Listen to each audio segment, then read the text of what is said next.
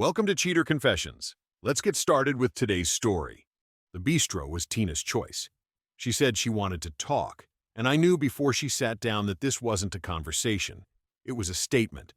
We ordered the usual. She didn't even wait for the drinks to arrive. "George, it's over," she said, leaning back like she'd just closed a business deal. "I've met someone else. His name's Brandon Keller.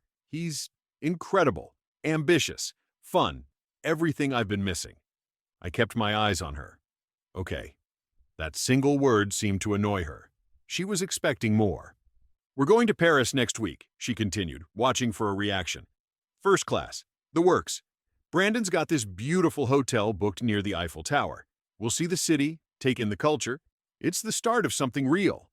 The corner of her mouth twitched upward, half smile, half challenge. I nodded slowly. "When do you leave?"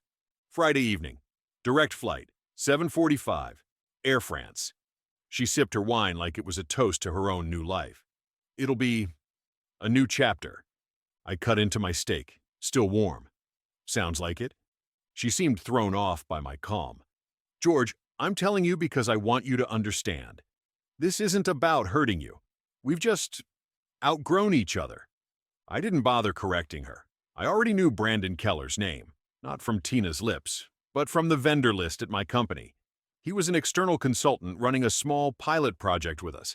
I remembered Tina mentioning him a few months ago, saying she'd bumped into him at a networking mixer I couldn't attend. Now, it made sense why she'd brought him up twice after that. The kind of project he was on came with certain privileges, like corporate travel codes and expense accounts, meant for work trips, not romantic getaways. I let her talk about Paris in spring while I filed away details in my head. Flight number, day, and the smug certainty in her voice. When the bill came, she reached for her purse. I stopped her. "No, I've got it." She smirked like it was my parting gift.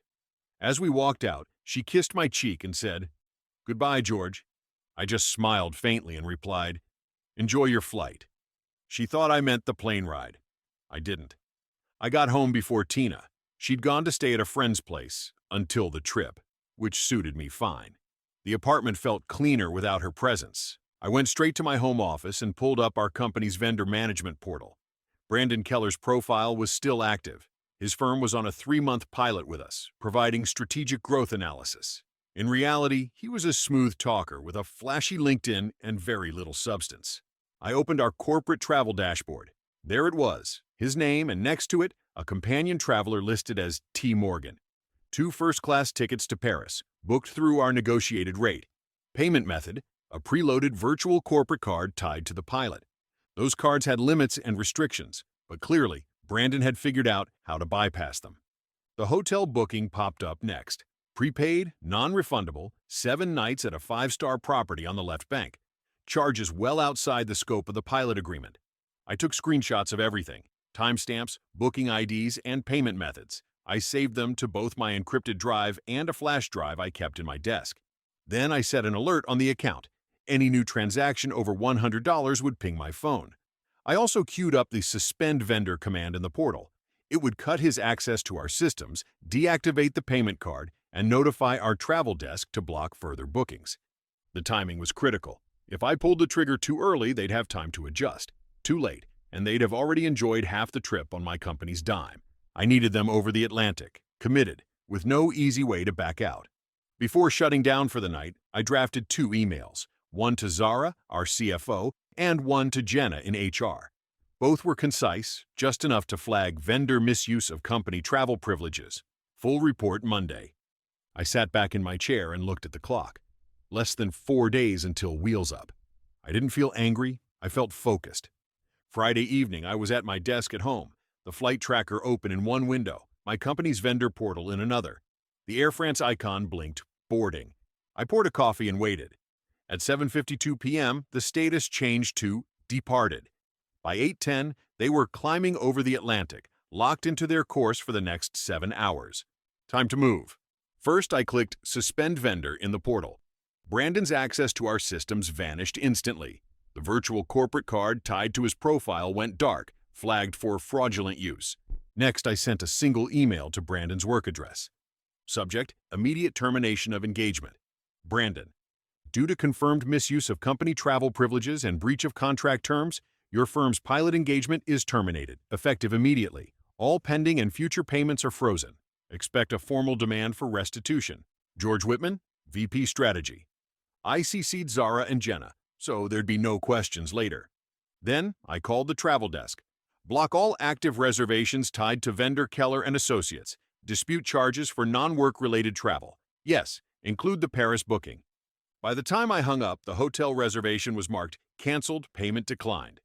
At home, I moved on to the personal side. The smart lock code for the apartment was changed. Joint bank accounts were closed. I called a courier service to collect Tina's personal belongings the next day. No confrontation, no drama, just clean removal. I closed my laptop and stepped out onto the balcony. Somewhere far above the ocean, Tina was sipping champagne, believing she'd pulled off the perfect escape. She had no idea the landing would be much rougher than the takeoff. They landed in Paris around 9 a.m. local time. I know because at 3:42 a.m., my phone buzzed with the first alert. Brandon's card attempted a taxi charge. Declined. I ignored it. Another ping, hotel check-in attempt. Declined again. That one made me smile. At 4:18, my phone lit up with Tina's name. I let it ring out. 10 seconds later, a text appeared. George, what's going on? The hotel says the payment was canceled. Brandon's card won't work. 2 more calls. I didn't pick up. Then another text. This isn't funny.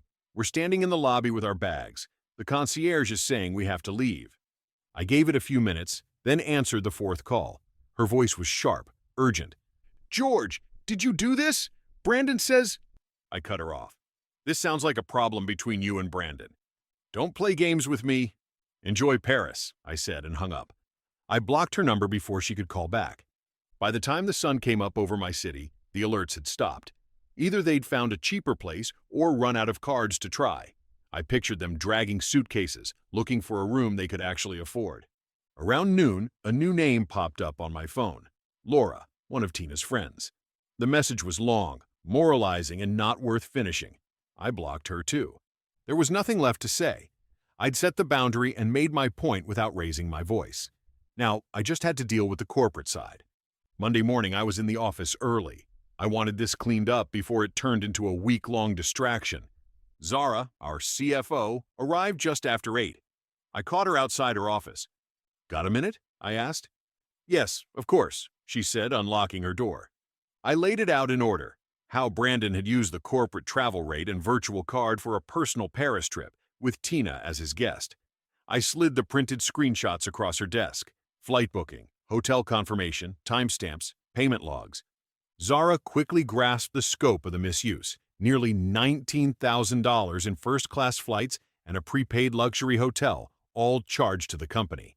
Jenna from HR arrived shortly after, and I repeated the timeline for her benefit, keeping my tone measured and factual. The conclusion was unanimous. Terminate the contract immediately, issue a formal demand for restitution, and blacklist the firm from all future engagements. By 10 a.m., the demand letter had been drafted and sent to Brandon's firm, giving them 10 business days to arrange repayment or face legal escalation. The project files connected to their pilot were archived, and every access point Brandon had into the company's systems was terminated. Jenna completed the HR paperwork, clearly amused by the audacity of trying to hide a personal Paris vacation in corporate expense logs. Later that afternoon, Zara stopped by my office to acknowledge the speed and precision of the response, noting that the matter had been handled cleanly and without unnecessary complications. For me, it was more than just protecting the company. It was about maintaining control. They had made their move, and I had answered on my terms. By the end of the day, the Brandon problem was officially closed, at least on paper. But I knew Tina wouldn't stay quiet. I was right. By Wednesday, I was getting secondhand stories. A former mutual friend texted, "Tina's telling people you sabotaged her trip out of jealousy." Another said, Brandon was painting himself as the victim of a vindictive corporate hit job. I ignored them. Let people talk. Then an email landed in my personal inbox. It was from a law firm I didn't recognize. The tone was formal, the language clearly not Tina's own. Our client, Ms. Tina Morgan, demands compensation for contributions made during the course of your relationship, as well as the return of certain personal property. The list included half my apartment's furniture, a painting I'd bought years before meeting her, and even my home gym equipment. It was laughable. except for the last paragraph where they hinted at potential claims if I didn't comply. I forwarded it to my attorney, Gary. "George," he said after reading it, "this is bluff work. I'll handle it." His reply to them was 3 paragraphs, precise and cold. He attached purchase receipts proving sole ownership of every item. He stated Tina had no legal entitlement to my assets. Then came the closer. Furthermore, Ms. Morgan's documented participation in Mr. Keller's misuse of corporate funds exposes her to potential legal risk. While our client's employer has chosen not to pursue her at this time, continued harassment or defamatory statements may result in reconsideration of that decision. That was the legal equivalent of pulling the pin and placing the grenade on their desk. 2 days later, I had a courier deliver Tina's remaining personal items to her parents' address. No note. After that, silence. No more calls, no more emails. The public stories might have kept circulating, but the direct pressure stopped. And that was all I needed. 3 weeks later, the grapevine started working in my favor. A colleague who knew someone in Brandon's circle told me the Paris trip had imploded before it even began. After the hotel refused them, they'd scrambled for a budget room 2 train stops outside the city.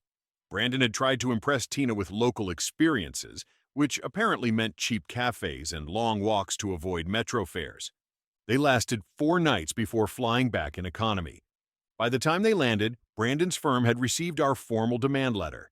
With no way to pay the full amount, he tried to negotiate. Zara refused. 10 days later, our legal team escalated to arbitration. Brandon lost 2 other clients in the same week, both citing concerns about ethics. Word spreads fast in our industry. Tina, meanwhile, had moved back in with her parents. She told people she needed a reset, but everyone knew the truth. Brandon was broke. Her Paris fantasy had turned into a Paris nightmare, and she had nowhere else to go. One night, I received an email from a new address. The subject line just said, "Can we talk?" The body was a jumble, half apology, half blame. She wrote that she regretted how things ended, but also accused me of overreacting and destroying Brandon's career. I read it once, no reply. I archived it and blocked the address. I had no interest in rehashing the past. The damage was done, and they had done it to themselves. By the end of that month, my routine was solid again. Early mornings at the gym, focused days at the office, evenings spent with people who didn't drain my energy. It was the first time in a long while that my life felt light. 4 months after the Paris incident, the arbitration wrapped up. Brandon's firm was ordered to repay the full amount to my company, plus legal costs. As part of the settlement, they issued a formal written apology, which Zara forwarded to me with a short note. "Thought you'd appreciate the closure." I did. That Friday, I left the office early and walked to the bistro where Tina had ended things. I ordered the same steak I'd had that night. As I cut into it, I thought about how differently the evening had played out in her head versus mine. She'd expected me to fall apart, to watch her fly off into some grand romance. Instead, she'd flown straight into a wall she never saw coming. I finished my steak, paid the bill, and left a tip. As I stepped out, I realized the whole thing had started and ended here, at this restaurant. Same seat, same me, just lighter, sharper, and firmly in control of my own table. Tina and Brandon had gambled with the company's resources and my trust. They lost. I didn't toast to them. I didn't need to, because some flights never really land. Thank you for watching.